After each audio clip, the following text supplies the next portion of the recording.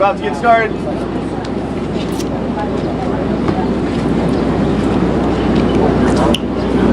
Good morning. Thank you for being here today. My name is Stephen McCraw, Director of Texas Department of Public Safety.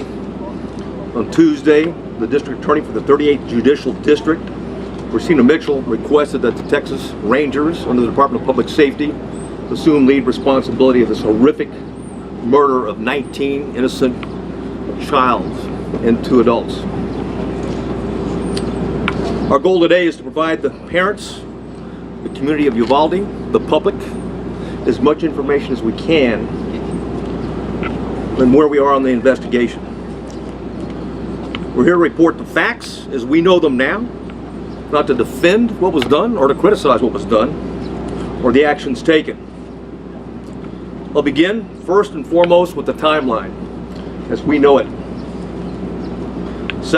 The second timeline I'll discuss is the 911 timeline. Then we'll talk about the relevant social or digital media footprint of the subject. Then we'll also have plenty of time for questions at that point.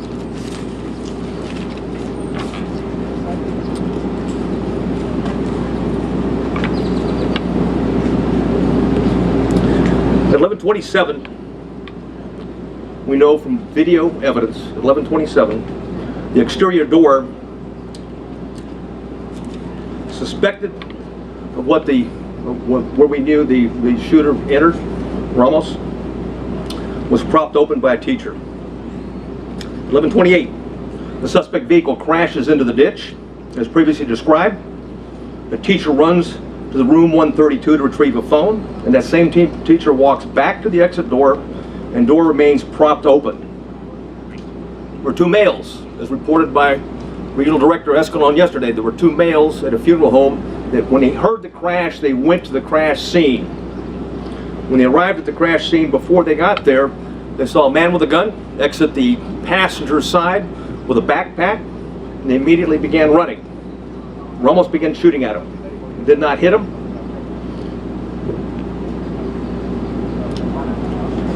One of the males fell when he was running.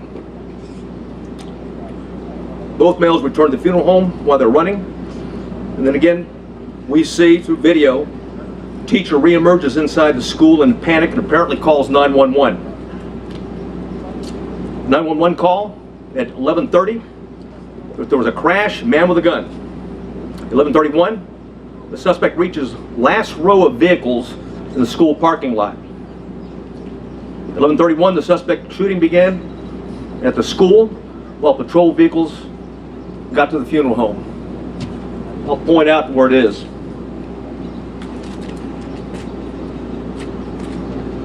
Crashed vehicles over here. Suspect was hiding behind a vehicle, started walking down, shooting into the classroom. There was discussion early on that an ISD, consolidated ISD for Uvalde, had officer, was a resource officer and had confronted the suspect. That did not happen, as R.D. Escalon talked about yesterday. It was certainly stated in preliminary interviews, but often these preliminary interviews and a cursory walkthrough doesn't reveal the type of information, and certainly, police officers, like anyone else, under stress, sometimes witnesses get it wrong. But the bottom line is that officer was not on scene, not on campus, but had heard the 911 call with a man with a gun, drove immediately to the area, sped to what he thought was the man with a gun, to the back of the school, what turned out to be a teacher, and not the suspect.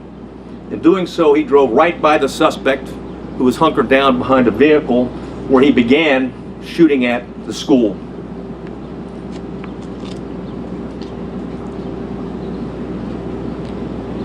At 11:31, the suspect shooting in between the vehicle is when it began, while patrol vehicle gets to the funeral home. Multiple shots are fired outside the school at 11:31. Patrol car accelerates into the parking lot, drives by the shooter. That's exactly what I was talking about. It was the ISD officer at that time. He passes, then leaves the camera view. There's multiple shots fired at the school at 11:32, at 11:32:27, 11:32:36. And at 11:33 is when the suspect entered the school at the door that I'm pointing to now. At 11:33, the suspect begins shooting into room 111 or 112. It's not possible to determine from the video angle that we have at this point in time. We do know this, that he shot more than 100 rounds based on the audio evidence at that time, at least 100 rounds. He entered at 11:33, or 11:33, he started shooting in the classrooms, 111 and 112.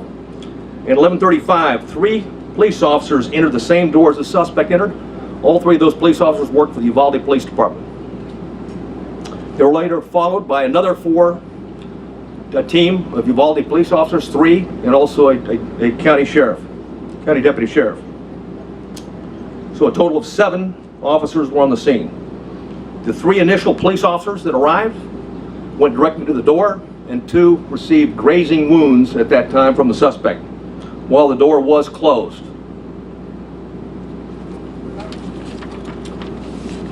At 11:37, there was more gunfire. Another 16 rounds was fired at 11:37.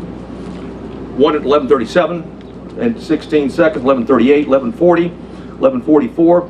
At 11:51, a police sergeant and USB agents started to arrive. At 12:03, officers continued to arrive in the hallway, and there were as many as 19 officers at that time in that hallway.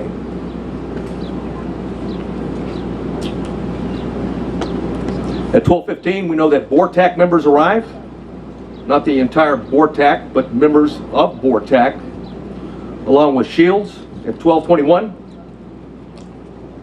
The suspect fired again, was believed to be at the door. At 11:21, law enforcement moved down the hallway.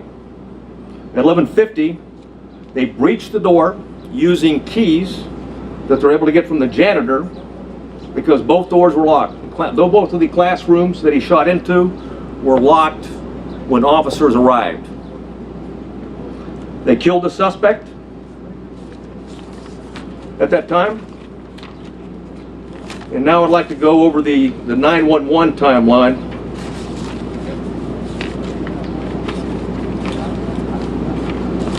Which I'll warn you is not.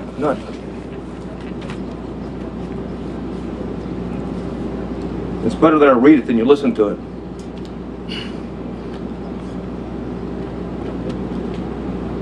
The caller identified, I'll not say her name, but she was in room 112, called 911 at 12:03. The duration of the call was 1 minute and 23 seconds. She identified herself and whispered she's in room 112.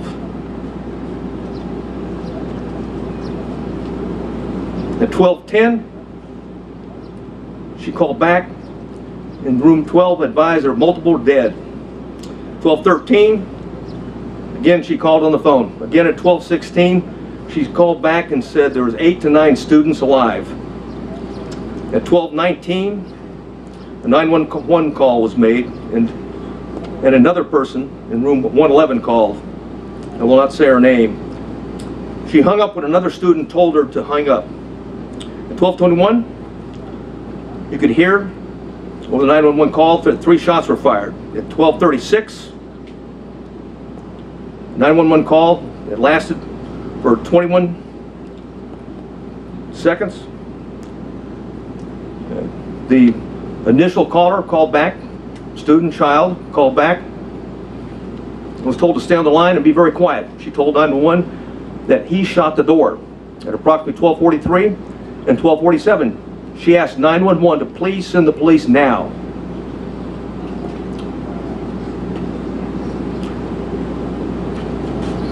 At 12:46, she said that she could hear the police next door. At 12:50, shots are fired. They can be heard over the 911 call. And at 12:51 is very loud and sounds like the officers are moving children out of the room. At that time, the first child that called was outside before the call cuts off.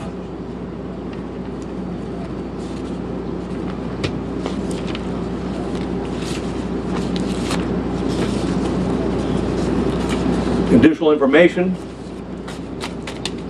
that we have is that there are 58 total magazines at the school related to the crime scene. 11 of those magazines were inside the school.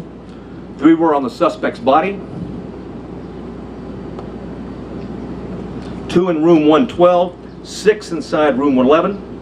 5 were on the ground, 1 was in the rifle. There were 32 magazines outside the school, but on school property. 1 just outside the school building and 31 in the suspect's backpack that he did not take into the classrooms with him. There's 15 magazines at the crash site. There were 2 magazines at the suspect's residence for a total of 60 magazines. He had purchased and had a total of 1,657 total rounds of ammunition. 315 of those rounds were inside the school. 142 of those were spent cartridges. 173 were live rounds. 922 were outside of the school, but on school property. 22 of those were spent cartridges. 900 were live rounds. 422 were at the crash site. 22 were spent cartridges. 420 of those were live rounds. There's 35 spent law enforcement cartridges total in the school. 8 of those were in the hallway. 27 were inside the classroom. 111 where the suspect was killed.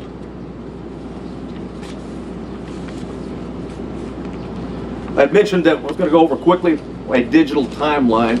One of the things we talked about early, and I want to correct something that was said early on in the investigation, is that he posted, on Facebook publicly that he was going to kill that he was going to shoot his grandmother. And secondly, after that, that he had shot her, and the third, that he was going to go shoot up a school. That did not happen. It was actually on a message. It was a Facebook application, messenger application to somebody else that he had a conversation with.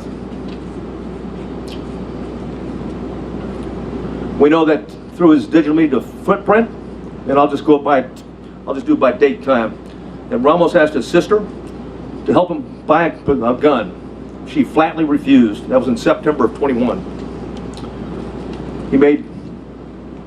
I'll avoid some of these and get to he had Instagram, a 4-group chat, and it was discussed that Ramos being a school shooter. That was on February 28th of 2022. On March 1st of 2022, there was an Instagram he had with 4 people. It was a chat. He discussed him buying a gun.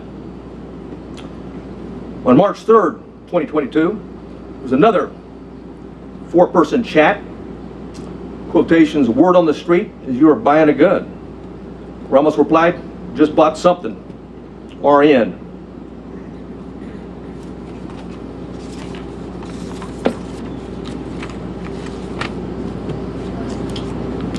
On March 14th, and there's an Instagram posting by the subject, in quotations, 10 more days. A user replied, are you going to shoot up school or something? The subject replied, no, and stop asking dumb questions and you'll see.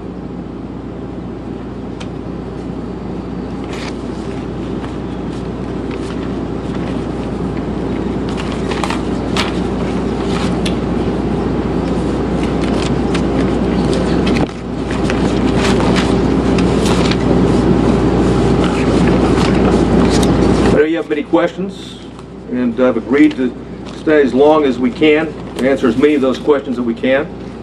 If I can't answer it because we don't know definitively right now, I'll simply say that. And it continues to be a preliminary investigation. There's, literally, certainly over hundreds of interviews that have been conducted, will continue to be conducted, and there's thousands of leads that are being pursued, not consecutively, but concurrently, and thanks to our federal and local partners. And I do want to mention behind me, we've got the FBI Special Agent in charge.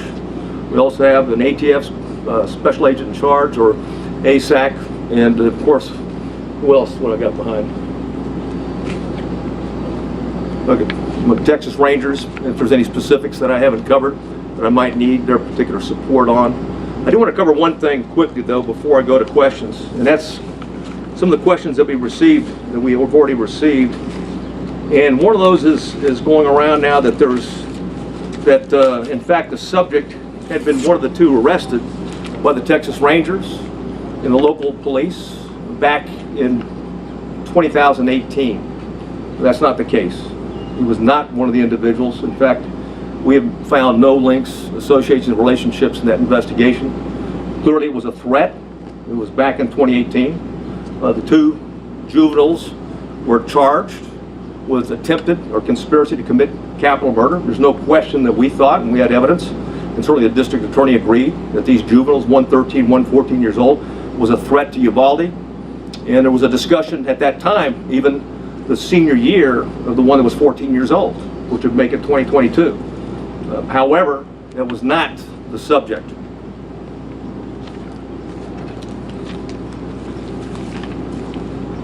Questions?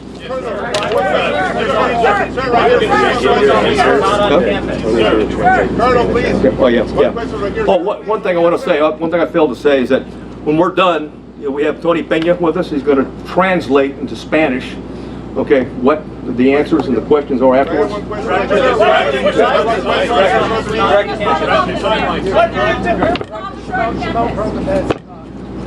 At the microphones, otherwise the cameras. Thank you for doing this, and I do hope you stay here and take as many questions as possible. You said there were 19 officers gathered in the hallway or somewhere. What efforts were made to try and break through that door? You say was locked. What efforts were the officers making to try and break through either that door or another door to get inside that classroom? None at that time.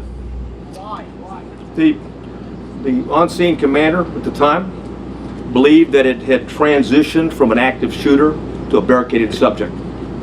Sir, you have people who are alive, children who are calling 911 saying, please send the police. They are alive. In that classroom, there are lives that are at risk.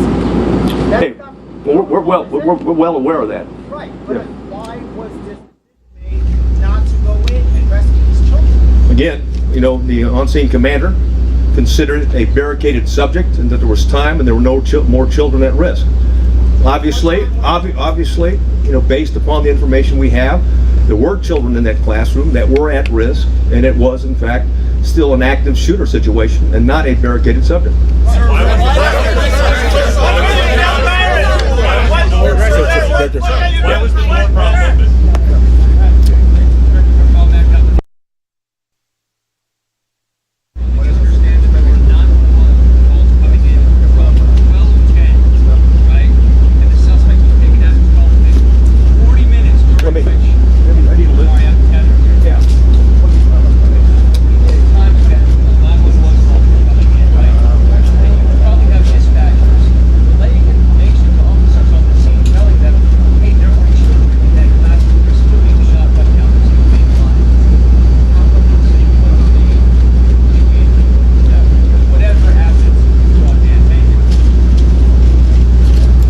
The question simply is this: it was a 40-minute gap, and if the 911 operators were aware that children were alive in that classroom, why weren't officers notified of that? And if that's the case, why didn't they take action?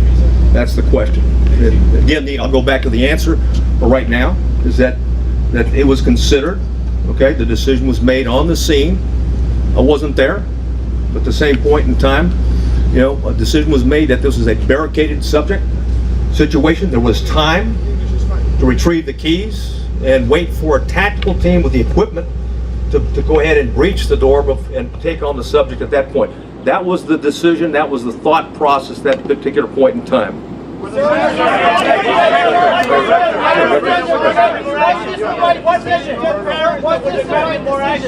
What police? This man, girl. What can you tell parents that were here waiting and asking for the police to go in? Is there an apology for them? Yeah, there was 19, like I said, there was 19 officers in there. In fact, there was plenty of officers to do whatever needed to be done, with one exception, is that the incident commander inside believed they needed more equipment and more officers to do a tactical breach at that point. That's why board tac was requested on the scene as soon as they were there. They executed a search, or at least a dynamic entry, and went in, and of course, that was not till 12. That was not till 12:57. When the family members tased or gassed, With the benefit of hindsight. Hey, the benefit. Hey, stand by. Hey, with the family stand by. members, Hey, with the stand by. family members tased or gassed Okay. in any Hey, way. for the benefit of hindsight, where I'm sitting now, then of course it was not the right decision. It was the wrong decision. Period. There's no excuse for that. But again, I wasn't there, but I'm just telling you, from what we know, we believe there should have been an entry at that as soon as you can. Hey, when there's an active shooter, the rules change. It's no longer, okay, it's no longer a barricaded subject. You don't have time. You don't worry about outer perimeters. And by the way, Texas embraces active shooter training, active shooter certification, and that doctrine requires officers, we don't care what agency you're from, you don't have to have a leader on the scene. Every officer lines up, stacks up, goes and finds where those rounds are being fired at, and keeps shooting until the subject is dead. Period. Why was it made? Mexico, sir. Obviously, countries south of the border, it's very difficult to understand how the most powerful nations in the world, when citizens have access to high-end weapons, and this is happening over and over again, we now get to the children. I don't mean to one day quarterback with you guys, I'm here to keep this from happening again in the communities of Texas. And second, how did a 18-year-old kid that works at Wendy's away to buy a $5,000 weapon? Well, answer the last, he used a debit card first, but to your point, it's very expensive, and a debit card is not a credit card. It means he had money in the bank. So why and how is being looked at right now, and I'll tell you this, thousands of more leads are being looked at right now because we haven't answered all the questions. We haven't gotten into the why. Okay, we know the individual was also into cyber gaming in that regard, and group gaming in that regard. So we've got a lot of questions are out there, and we're seeking answers. But we've got an obligation. We'll continue to update you when we find something out, Apologizing to the gentleman. hey, The woman in the yes. Questions. The first one is he said that Border Patrol had a special team on site and then the local police did not allow them to go into the building. Can you elaborate why? the Border Patrol agents, the BORTAC agents that were in the building, did line up. They're part of the 19 that I talked about, and the entry team, ultimately the entry team that went in. But I can tell you that they were told, just as any other officer was told, and others, even command staff that came on board, is that the incident commander at the time was believed that in fact it was a barricaded subject, that we had time, there was no kids at risk. Sir, who was the incident commander? Who was the incident commander? Which agency? Talk about having chats and group chats and talking to people. Why wasn't he on the news radar? Nobody. I wish he was. I wish he was, because then there's no question. And I'll say this right now, but every time we have one of these, and there's copycats, okay? And we need the public, just like we did back in 2018, there was a public, okay, that came forward, that we got 2 people that are about to shoot up a school or planned to shoot a school. It's imperative on the public, when you get something, just because the guy sounds like he's a nut, he may be a nut. But just because it sounds like, well, it's possible to do, he may be intended to do, as I've read the timeline based upon the chats that he had. So we need everyone, when we have a threat to life like that, to take it seriously and report it, because ultimately this is tragic. What do you tell the parents of 19 kids, or the families of two teachers? Yeah. Hey, yes, sir. Morgan Chesney, NBC News. Yes, sir. Once away for tactical gear, by 12:15, you had at least 15 officers and shields on scene. Yeah. Yet you did not reach the door until 12:50. Hey, like I've said it before, is that, well, first of all, when it comes to an active shooter, you don't have to wait on tactical gear. Do you believe Plain and simple, you've got an obligation. What I know now, okay, absolutely, it was an active shooter, because you can transition. Keep in mind, in the doctrine, okay, of active shooters, you can transition from an active shooter situation to a barricaded subject, or a barricaded with hostage subject. But if shooting continues, and you have any reason to believe that there's individuals alive in there, you've got an obligation to move back to an active shooter posture, and that means everybody at the door. Are you saying those children were no longer at risk when he barricaded himself? Saying there were children alive in classroom 112, 8 to 9 children. Is that teacher, are those children still alive? And why was the school resource officer off campus? And did Uvalde SWAT respond to the scene? Well, Uvalde has a part-time SWAT team, number one. The ISD's got, they have limited officers. I think, what is it? Well, you got 6? 6. They got 6, yeah. The Consolidated Independent School District has 6 officers, and they didn't have one posted at that location. And someone said, hey, what do you tell the parents? I mean, bottom line is that, or someone talked about and said, when there's kids in the room, why wasn't there an entry? Because it was believed, like I said at the time, that the subject was stationary, barricaded, there was no risk to other children. Again, on retrospect, from where I'm sitting right now, clearly there was kids in the room. Clearly, okay, they're at risk. And oh, by the way, even when they go back to shooting, there may be kids that are injured. Okay, they may have been shot but injured, and it's important for life-saving purposes to immediately get there and render aid. Sir,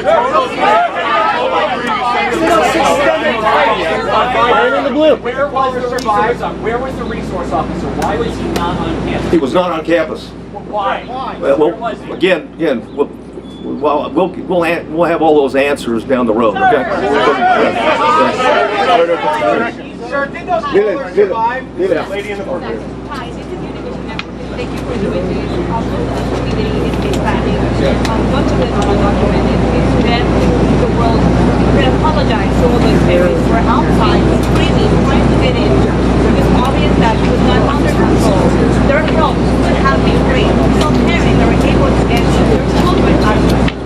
Not as a police officer, not as somebody that belongs to the government, but as a parent, as a human being. What do you say to those parents who are about to bury their children? Well, first I want to say that the Consolidated Independent School District officers were there early. There was 4 of them. and they immediately began evacuating the school and did that throughout the process. So keep in mind, so that was going on. And that's, what do I say to the parents? I don't have anything to say to the parents other than what had happened. We're not here to defend what happened. We're here to report the facts so they have the facts. But based on what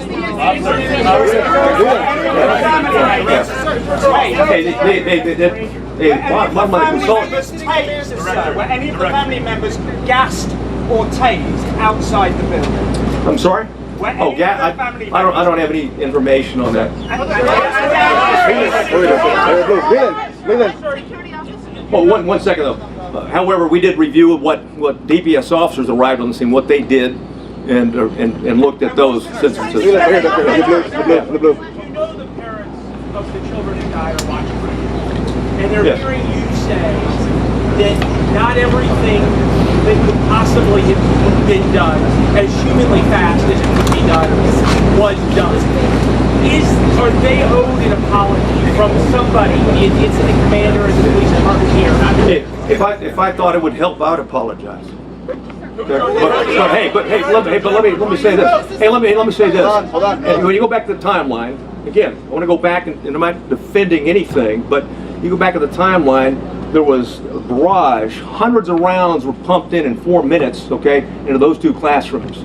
Then anything else, any firing afterwards was sporadic, and it was at the door. So the belief is that there may not be anybody living anymore, and that the subject is now trying to keep law enforcement at bay or entice them to come in to suicide by contact. I understand it. I've reported that. Why didn't you? Hey, don't yell over your colleagues, please. Jack Morpeth from the New York Post. Can I ask two questions? First of all, exactly how is the government barricaded in Europe? Is it just a simple matter of him locking the door behind him? And secondly, why all 1,657 rounds from away out back into that? Well, I'll answer the first one, but the why on the second one I don't have.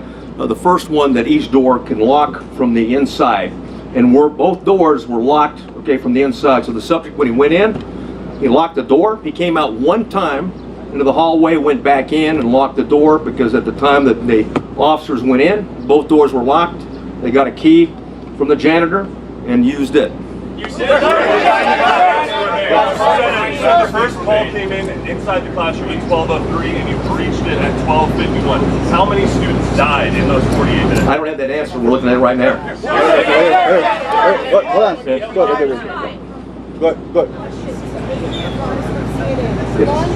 Why wasn't this whole place on lockdown too? While this may be the most unpopular question here today, what is on your heart? How are you feeling? Thank you for carrying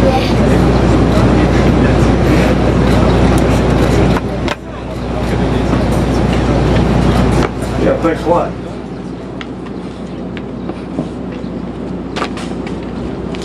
You know, forget how I'm doing. What about the parents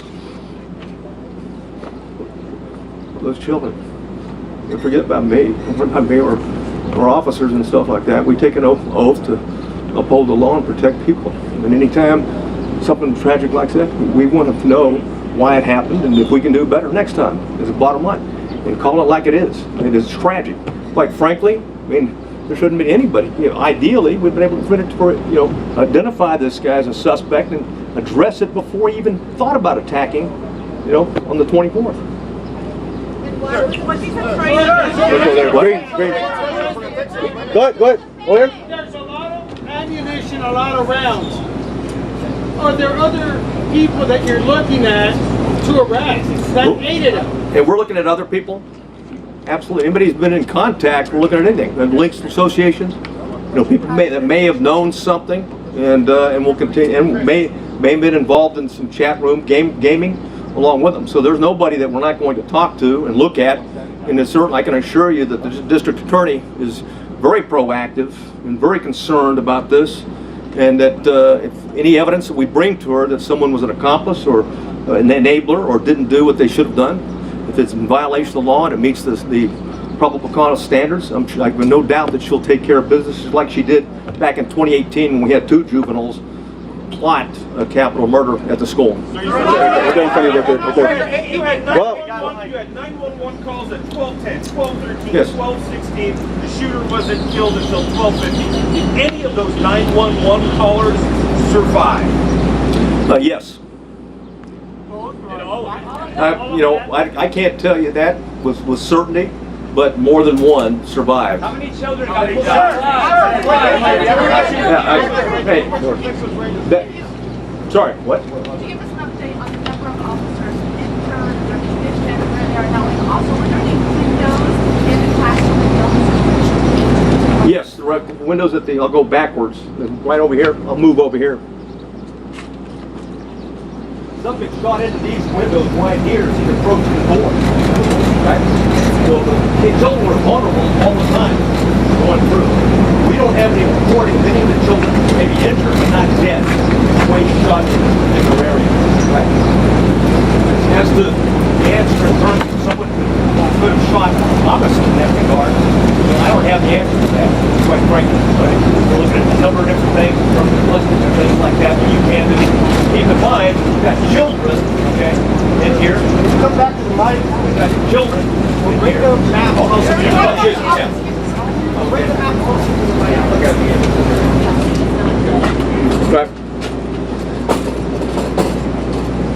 And we're looking at this from a tactical standpoint and everything in terms of looking backwards, okay?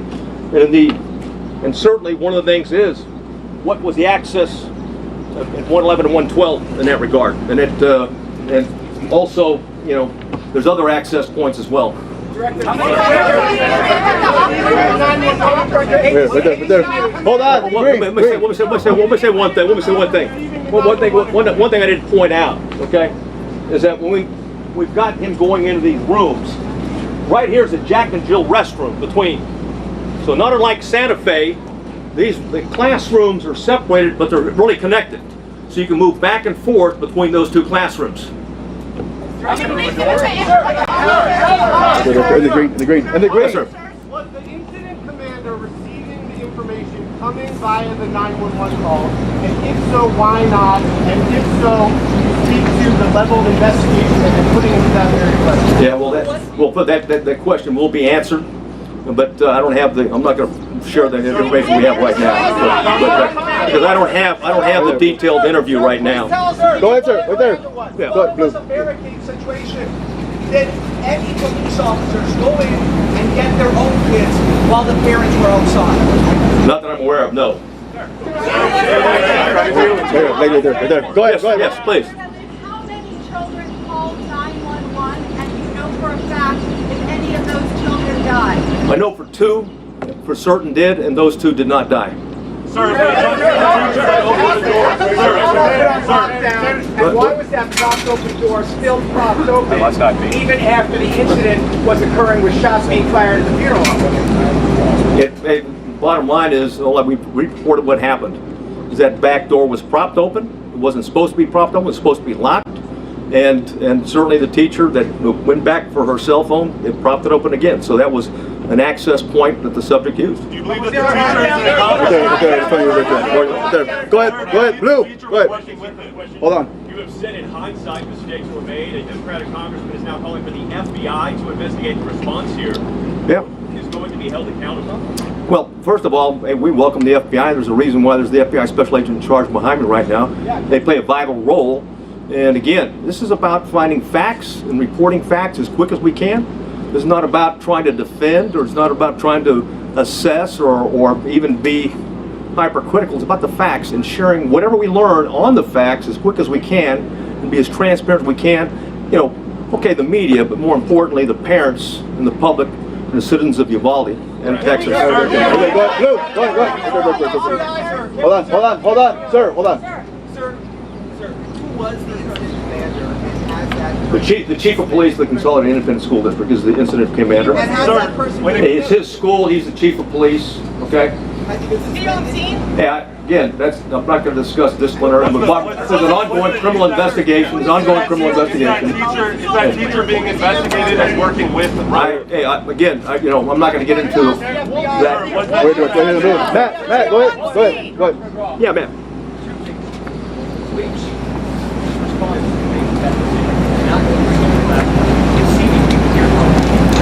chief of police of Consolidated Independent School District.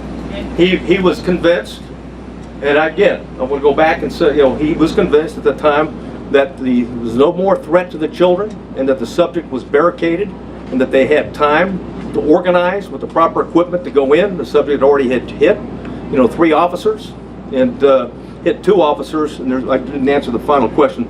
A third, a border patrol agent, was grazed as well, but no police officer was seriously injured. During that time, were the officers hearing shots fired inside that classroom during that time? Yes. Yes, they did.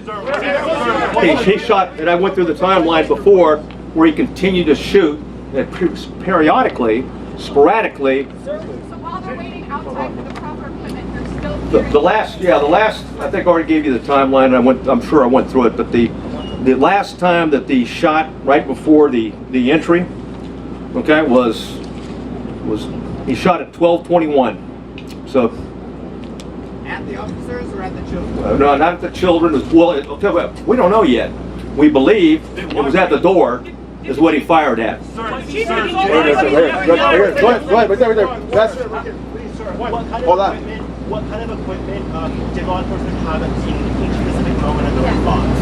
Okay, well, we know that beginning when the BORTAC agents arrived, they had 3 ballistic shields.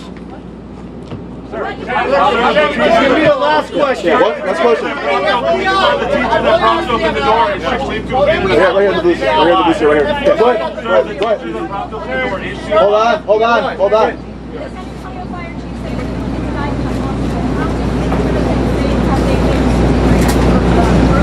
I don't know.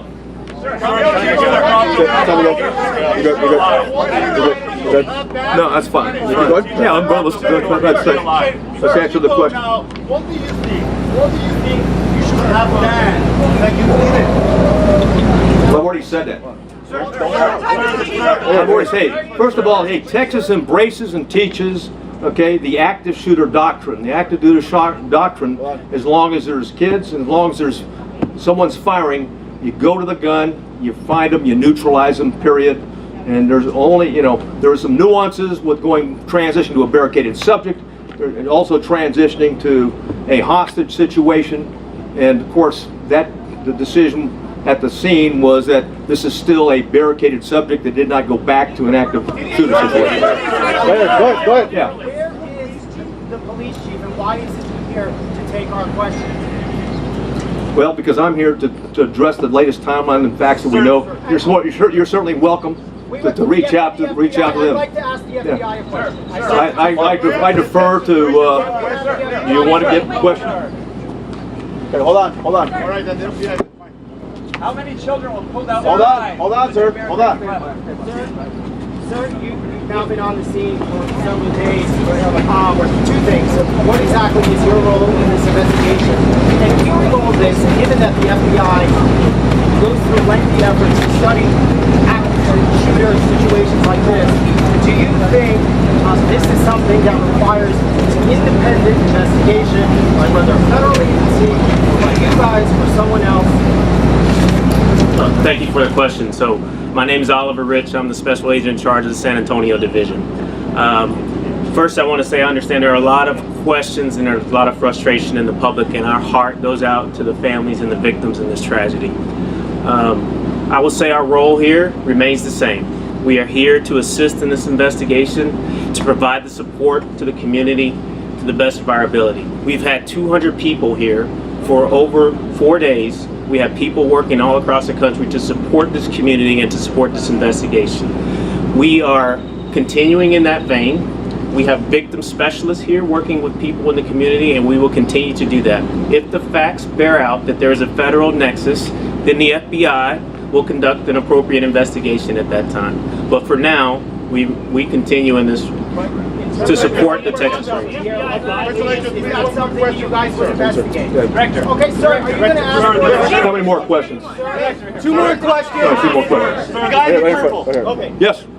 Uvalde Police Department, Uvalde Police Department posted in February 2020 that they familiarized themselves with the school and they did the training to do just what they were supposed to do. How come they're not in lead or their commanding officer was not in lead when they were familiarized with this training, and they should have done what they were supposed to face what they were doing. Who dropped the ball? Yeah, I don't have the answer to that question. Last question. I have the question. President Biden will be here on Sunday. Your thoughts on that? Do you have a message for the president? Yeah, welcome here. Welcome to Texas. This community has been hit hard, and I think it's noble that the president's going to be here to recognize the pain and suffering that this community is going through. And I think that's what leadership is. That's why Governor Abbott's here. That's why Lieutenant Governor, leaders go to where the problem is. And right now, the problem is in Uvalde, Texas. Okay.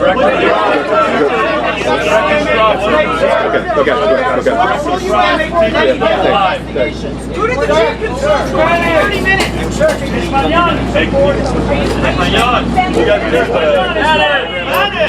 Happy in the map? Leave the map up. Okay. The map? Can we see the map? No.